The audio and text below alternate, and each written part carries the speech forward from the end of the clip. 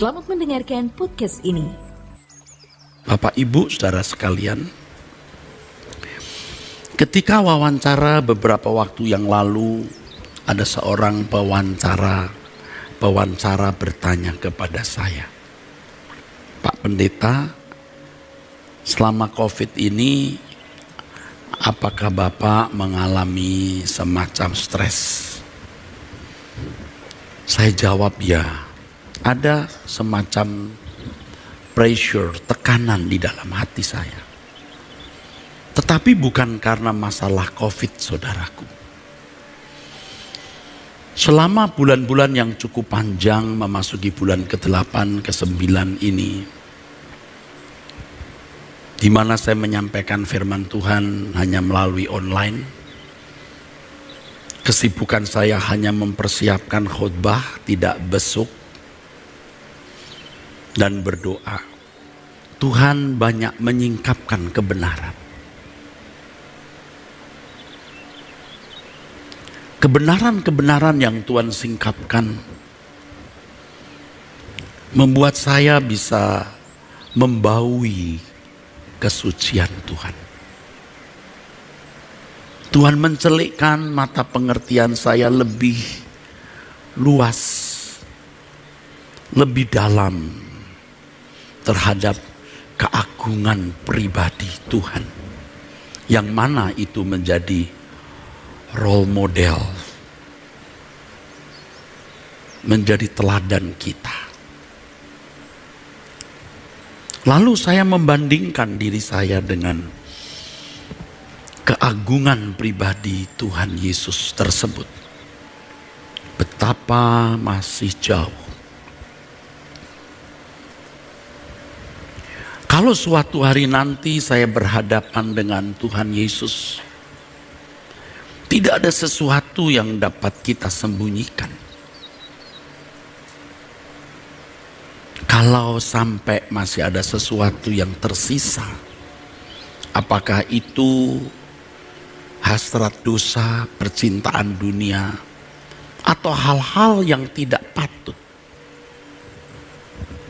mengerikan saudaraku, mengerikan. Maka saya berjuang untuk suatu saat kalau ada di hadapan pengadilan Tuhan, saya sudah siap.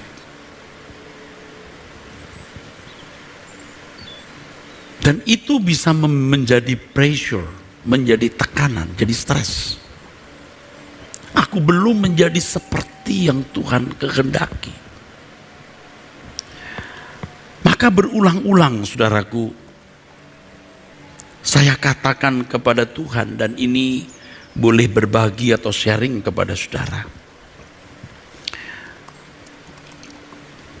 Kalau aku boleh minta satu hal, aku hanya minta ini. Buatlah aku benar-benar berkenan di hadapan-Mu. Dan ketika aku berdiri di hadapan pengadilan tahta-Mu, Engkau jumpai, Engkau dapati aku berkenan. Bapa, kiranya Engkau dapati putra-Mu, karakter putra-Mu, Tuhan Yesus di dalam hidup saya. Yang lain tidak ku minta. Bahkan ketika adik saya yang paling kecil yang dititipkan mama papa saya kepada saya sebagai anak laki-laki tertua sekarang ini untuk menjagai, terkena sakit. Sudah ada sakit penyerta, kena COVID lagi saudara. Minggu ini meninggal dunia. Saya membawanya kepada Tuhan dan saya berkata, Tuhan, aku tidak minta, walaupun Engkau tahu kerinduanku untuk kesembuhannya. Aku tidak mau mengganggu kebijaksanaan. Karena tidak ada lagi yang ku minta selain aku ingin aku menjadi berkenan di hadapan. Mengerikan saudaraku, kalau sampai kita ada di hadapan tahta pengadilan Tuhan, lalu kita didapati masih ada cacat celah. Ini yang harus kita takutkan. Dan tahukah saudara, untuk menjadi seorang yang benar-benar memiliki kehidupan yang bersih, itu tidak bisa singkat.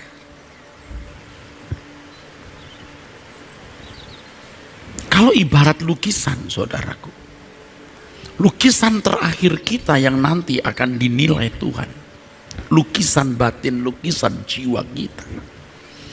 Masalahnya, kita tidak bisa melukis keindahan dalam waktu yang singkat. Kebenaran adalah, segala kebenaran adalah kebenaran. Banyak kebenaran yang paralel, saudaraku. Seorang pemain musik tidak akan bisa memiliki tangan, jari-jari yang seperti memiliki mata kalau tidak berlatih. Seorang pelukis tidak akan pernah memiliki mata di tangannya untuk menggoreskan lukisan di kanvas kalau tidak berlatih setiap hari. Entah sudah berapa ratus bahkan ribu lembar kertas yang terbuang. Tetapi lukisan terakhir menjadi peta, potret dari perjalanan hidupnya yang panjang. Jangan terjebak dengan kasus penjahat di samping salib Tuhan Yesus. Ada penjahat kriminal, ada penjahat politik. Sangat besar kemungkinan penjahat yang baik, yang berkata, ingat aku kalau engkau datang sebagai raja. Ia tidak mempersoalkan kehidupan, materi, dan ia juga tidak minta diturunkan dari salib itu. Dia hanya ingin kerajaan. Sebagaimana orang-orang Yahudi yang tergabung dalam kelompok Zelotis, kelompok gerilya yang mengendaki kebebasan, kemerdekaan orang Yahudi dari pemerintahan asing. Maka dia mengenal, ia raja yang akan datang, dan dia bisa yakin, bukan tidak mungkin dia sudah mendengar sebelumnya. Ada murid Yesus yang bernama Yudas, bukan Iskariot. Yudas orang Zelot, Zelotis. Penjahat yang baik ini tidak takut mengatakan kepada penjahat yang satu dan didengar banyak orang, orang ini tidak bersalah. Sementara murid-muridnya saja mengkhianati Yesus, melarikan diri dan tidak ada yang membela dia. Jadi jangan berpikir nanti sebelum mati aku bertobat, aku minta ampun, beres. Ini kejahatan dalam berpikir yang merusak banyak kehidupan Kristen, banyak kehidupan orang-orang Kristen, saudaraku. Nanti Anda tidak bisa melukis keindahan dalam sesaat. Anda tidak bisa bermain musik sekejap, berlatih satu malam, tidak akan pernah bisa. Sama dengan bahasa. Anda tidak bisa belajar bahasa Inggris dalam satu malam lalu berbahasa Inggris. Lukisan terakhir. Nah, banyak orang Kristen yang tidak peduli betapa mahal waktu yang Tuhan berikan untuk mempersiapkan lukisan indah hidupnya di pengadilan Tuhan. Saudaraku, kiranya kita memiliki keasyikan hidup untuk menghiasi, mewarnai diri kita dengan lukisan yang indah setiap hari. Dan itu menjadi agenda satu-satunya hidup kita. Yang lain itu support, yang lain itu menopang, saudaraku. Apalagi saya seorang pendeta. Kalau nanti di pengadilan lalu Tuhan telanjangi saya karena tidak ada sesuatu yang tersembunyi, mengerikan, saudara. Kita harus bebenah dengan sikap berkemas-kemas yang sungguh-sungguh. Jangan anggap ringan, jangan anggap enteng, saudaraku, apa yang saya katakan ini. Ibarat seorang kontraktor yang memiliki deadline untuk membangun sebuah gedung. Menit-menit yang dia miliki, jam-jam yang dia miliki, hari-hari yang dia miliki, minggu-minggu yang dia miliki, bulan-bulan yang dia miliki, itu seperti argometer taksi. Ada harganya. Kamu harus membayar. Dan kita sebagai umat pilihan ini kan memang dipanggil Tuhan untuk menjadi manusia Allah, man of God, yang segambar serupa dengan Allah, sesuai rancangan Allah yang semula. Dan Yesus itu modelnya. Jadi kalau kita tidak kunjung menjadi seperti dia, kita kenal diri kita. Kenapa aku masih tersinggung, kenapa aku masih tidak jujur, kenapa aku tidak tulus, kenapa masih genit, kenapa pikiran saya masih jorok. Pasti kita mengenal diri kita. Mengapa aku benci orang itu, mengapa aku tidak bisa mengampuni, mengapa aku masih mengingini sesuatu yang belum tentu Tuhan mengendaki aku memiliki ini. Nah, kita mesti memperkarakan itu. Aduh saudaraku, jangan jadi manusia. Kalau jadi manusia tidak mempersoalkan kekekalan. Lagu terakhir, maksudnya lagu kedua terakhir yang ada gambar kuburan tadi dalam bahasa Batak. Memang lagu paling terakhir itu lagu karangan saya. Ya, yang lagu terakhir yang perkarakan dirimu itu yang sudah diterjemahkan dalam bahasa Batak, saudaraku sekalian, oleh Pak Daka Hutagalung. Tapi lagu kedua tadi itu dalam bahasa Batak, saya tanya kepada Pak Pendeta Yudika sebelah saya, itu maksudnya apa ya? Terjemahannya apa ya? Oh, terjemahannya kita akan meninggalkan semua. Semua yang kita miliki akan kita lepaskan, kita tinggalkan. Maka jangan lelap katanya. Maksudnya jangan lelap itu jangan lengah. Waktu saya tulis, kita jangan mengabaikan ini. Bukan begitu Pak, kata lelap.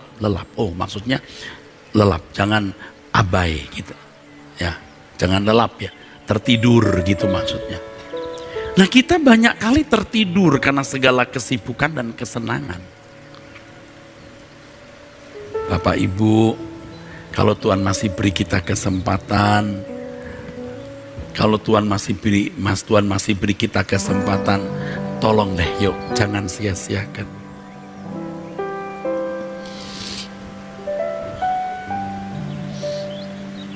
Ayo deh ya saudaraku. Jangan sampai kita yang merayakan Natal ini mengenal Yesus tapi nggak dikenal oleh Dia.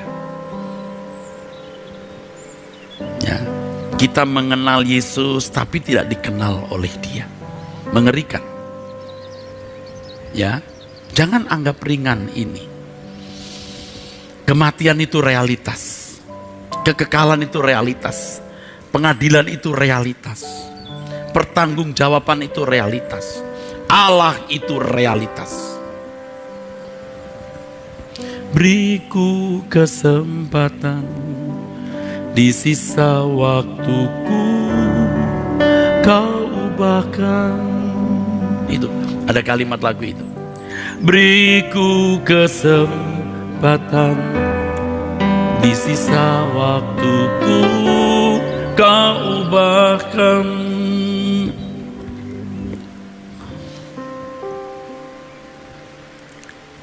Dan hari-hari ini ketika saya mempersiapkan beberapa khutbah untuk Natal, hari ini Natal Batak Bermazmur, saudaraku sekalian. Nanti tanggal 16 Natal Gereja Suara Kebenaran Injil, ya, jam 6. Nanti tanggal 17 Natal Sekolah Tinggi Teologi Ekumene, saya sebagai pembicaranya juga. Jadi sementara hari-hari ini saya merenungkan Natal, hal ini yang muncul di pikiran saya.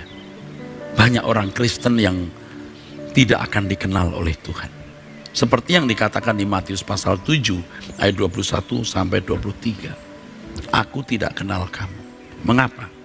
Karena kamu tidak melakukan kehendak Bapa. Anda jangan berkata saya khotbah tanpa membaca ayat Alkitab. Yang saya bicarakan ini semua ayat Alkitab.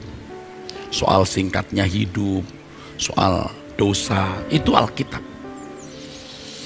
Semua ayat Alkitab. Matius 7 ayat 21-23 jelas sekali. Kamu yang tidak melakukan kehendak Bapa. Mestinya kita stres. Aku sudah melakukan kehendak Bapa, belum ya?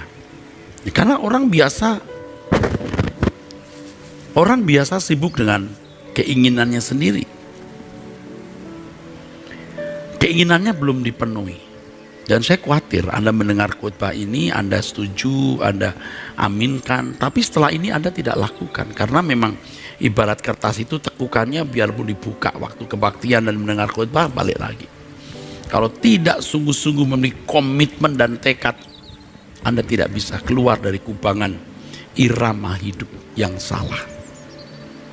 Saya itu manusia seperti saudara juga, yang juga punya lipetan-lipetan yang salah, dan saya mau coba untuk bertobat terus, saudaraku. Benar, Tuhan tidak menghargai kependetaan saya atau ketua sinode atau ketua STT. Tidak ada nilainya di dalam kekekalan.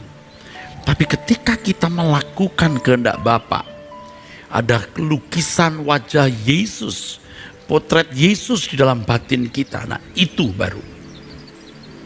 Itu baru. Sebab kalau kita membaca Alkitab mengenai kisah Natal, banyak pihak yang mendengar berita Natal. Ahli-ahli kitab yang malah bisa menunjukkan kota Bethlehem sebagai tempat Mesias itu lahir.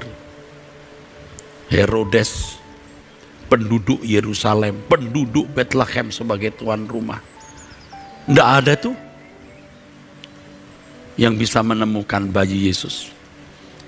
Tapi justru orang Majus dari timur, ya, mereka mempertaruhkan nyawa, harta, dan kepercayaan. Raja orang Yahudi, kami datang mau menyembah. Bertemu dia.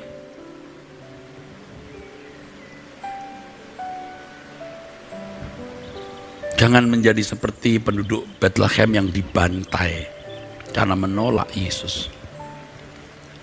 Ini hanya sebuah figuratif ya. Jangan sampai. Anda berkata, saya sudah terima Yesus kok Pak. Kalau setiap kali Natal selalu berkata, lahirlah di hatiku. Natal berikut lahir lagi. Natal berikut lahir lagi. Kok tiap tahun lahir melulu? Kapan gedenya? Ya lahir, setuju. Tapi dia harus makin bertambah-tambah, kita makin berkurang-kurang. Dia berkuasa atas hidup kita sampai kita berkata, hidupku bukan aku lagi. Potret wajah Yesus di dalam batin kita. Kalau saya berkata Yesus, ini berarti anak Allah yang menjadi manusia yang dalam segala hal disamakan dengan kita. Tapi kalau saya berdoa, yang mulia sudah menjadi Tuhan, saya nggak menyebut nama saja, tapi Tuhan Yesus. Tuhan Yesus. Tapi kalau saya sebut Yesus, ini sosok anak Allah yang menjadi manusia. Asyikkan dirimu, tenggelamkan dirimu dengan pergumulan ini. Aduh, indah, saudara. Anda baru mengerti apa artinya pengharapan. Kalau Anda tidak mempertaruhkan hidup guna memenuhi maksud keselamatan itu diadakan, yaitu untuk memiliki wajah Tuhan Yesus dalam hidup kita, Anda nggak bisa punya pengharapan langit baru, bumi baru.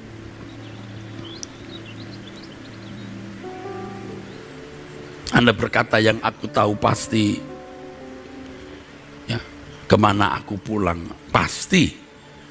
Nah, kalau Anda tidak sungguh-sungguh membenahi diri, wajahmu bukan wajah anak Allah, bagaimana bisa diterima di kemah abadi Bapa di surga? Takut kita mestinya, gentar kita. Loh, banyak orang Kristen yang nggak takut, saudara. Bingung memang. Bisa loh nggak takut. Ngeri, saudara.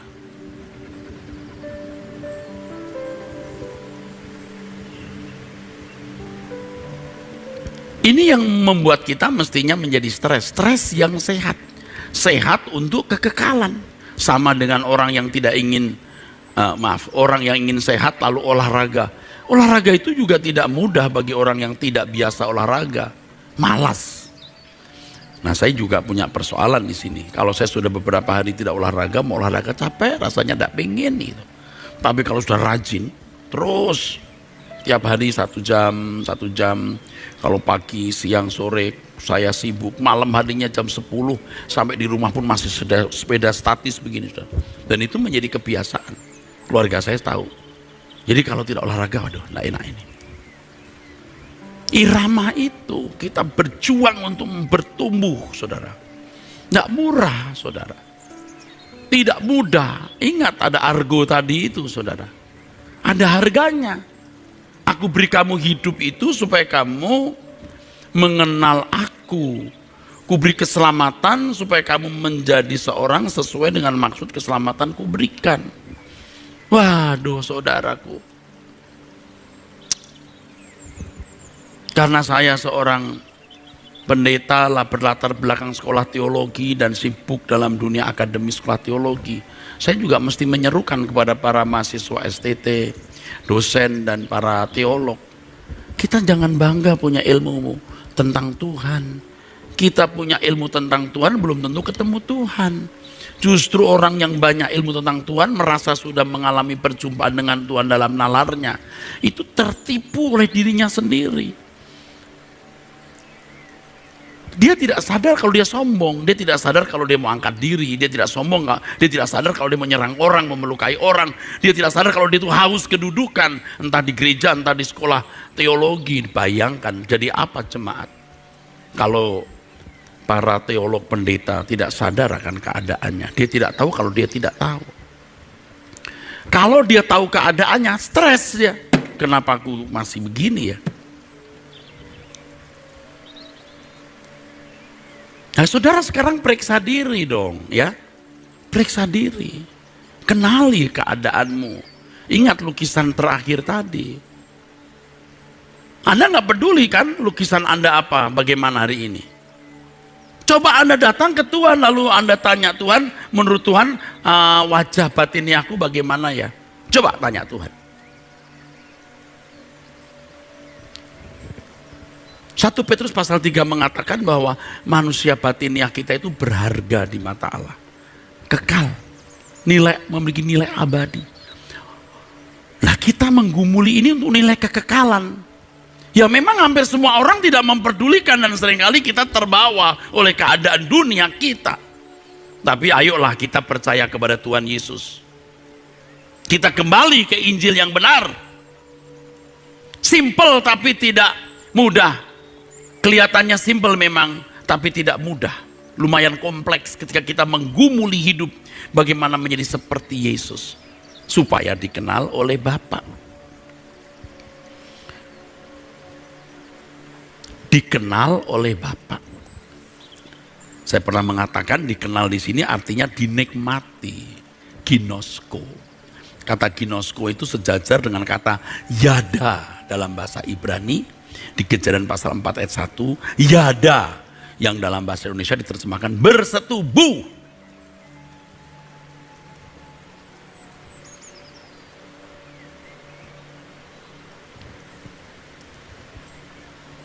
Ini sudah ribuan orang nih yang mendengar, yang ikuti acara ini, dan pasti banyak orang Batak. Kasihan kalau saudara jadi orang Batak yang dari kecil sudah kenal Kristus, mati nggak dikenal Tuhan. Waduh. Makanya kalau saya baca di koran, ini orang Batak bikin salah. Wah, nyut hati saya. Sebagai orang Batak malu kita. Kenapa ya kau bikin kesalahan? Ya walaupun belum terbukti, tapi namanya sudah muncul. Ya, mudah-mudahan sih entah gimana nanti. Tapi saya sering memperhatikan kalau ada pejabat yang tersangkut korupsi lalu itu namanya nama Kristen, itu nyut hati saya.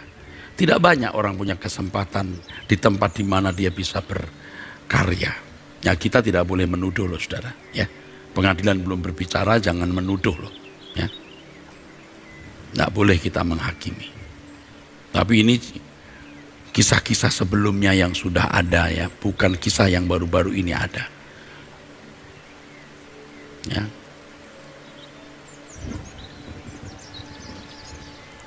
Saudara dari kecil Kristen merayakan Natal setiap tahun, mati nggak dikenal Tuhan.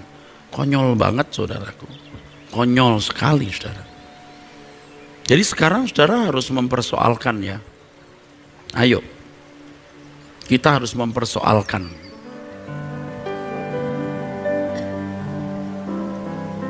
Itulah sebabnya ada Batak Bermazmur.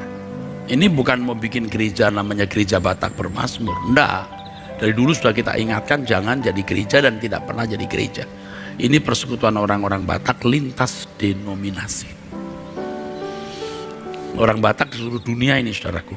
Karena pecinta suara kebenaran dari seluruh dunia. Kalau di acara Anda bertanya Alkitab menjawab dari Scotland, dari Amerika, dari Amsterdam, orang-orang Batak, marga Batak. Makanya saya sering pakai sedikit-sedikit bahasa Batak.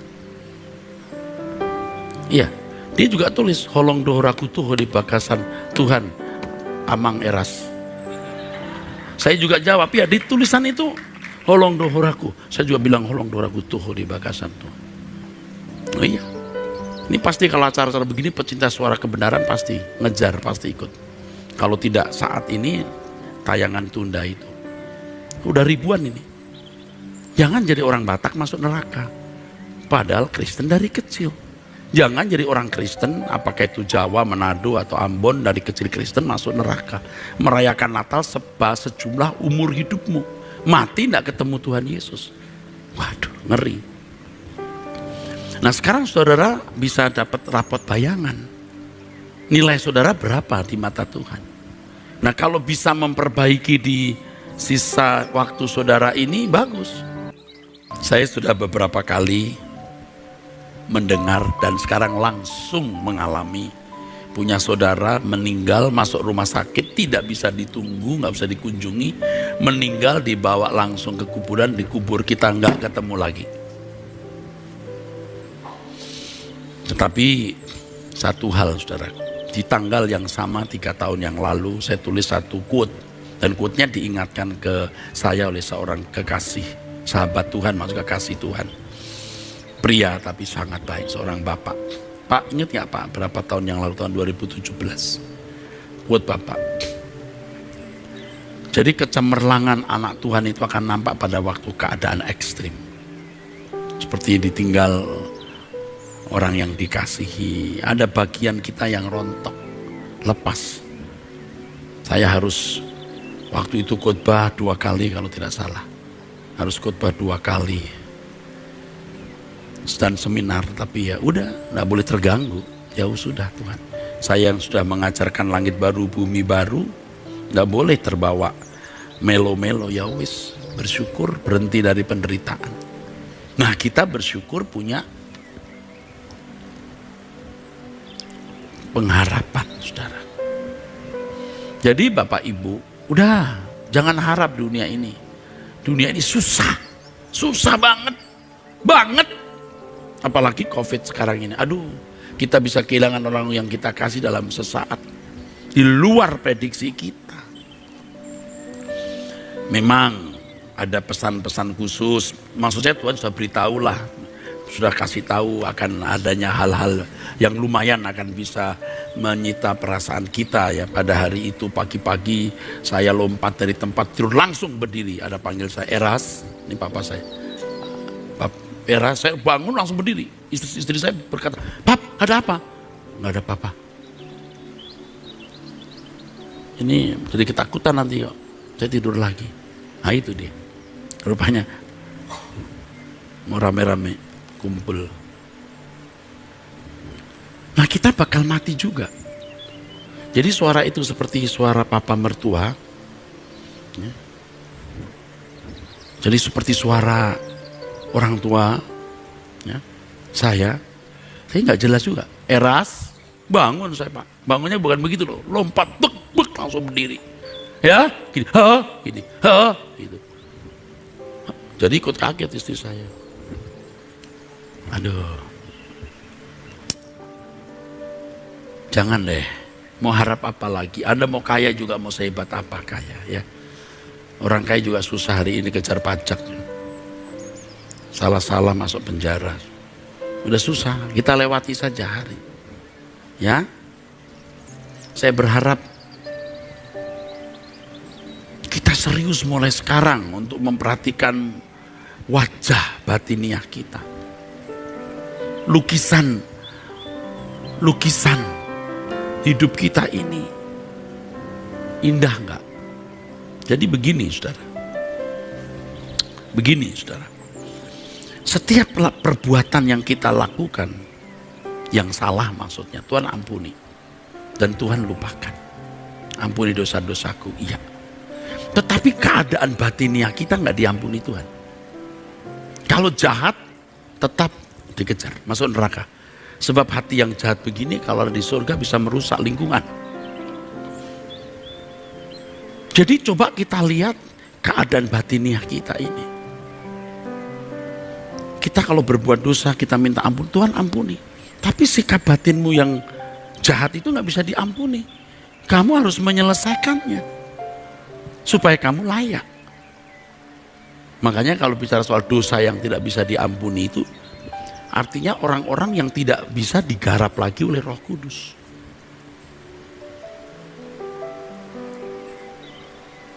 Jadi biar saya pendeta kalau hati saya busuk, nggak bisa masuk surga. Percaya itu tindakan.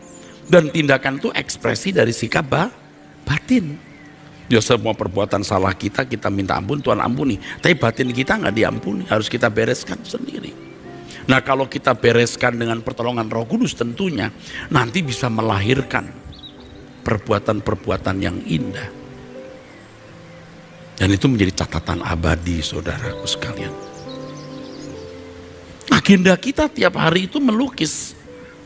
Dan selalu ada penggarapan Tuhan. Di setiap peristiwa hidup yang kita jalani. Selalu ada.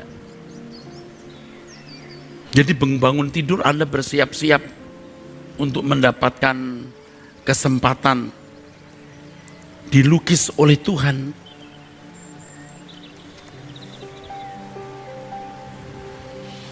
Dan itu berkat abadi saudara. Asik banget. Aduh asik. Dan dengar ini. Engkau dipelihara Tuhan. Karena kau calon penghuni kerajaan surga. Engkau pasti dipelihara. Dipelihara tidak harus mesti punya mobil mewah lalu hidup tanpa persoalan. Ada persoalan. Ada pergumulan. Ada mungkin yang dianggap musibah. Tetapi dalam kamus hidup orang Kristen, nggak ada itu musibah, malapetaka, bencana, kesialan, nggak ada. Karena Allah bisa ubah semua itu menjadi keindahan, artinya membentuk kita. Baru bisa indah pada waktunya. Tidak ada dalam kamus hidup orang Kristen itu sial itu nggak ada. Semua didesain Allah untuk kebaikan kita. Untuk kebaikan kita demi kekekalan. Makanya motivasi hidup kita harus benar hari ini. Persiapan saja untuk kekekalan saudaraku. Terus saya bicara begini. Orang berkata, Pak apa nggak ada khotbah lain? Oh ya banyak lah. Buku saya banyak kok. Mau khotbah apa? Tapi kita belum move on dari dunia, bagaimana? Saya mau bicara lagi. Jadi setiap hari Tuhan mengajar kita melukis. Oke, Tuhan memberkati.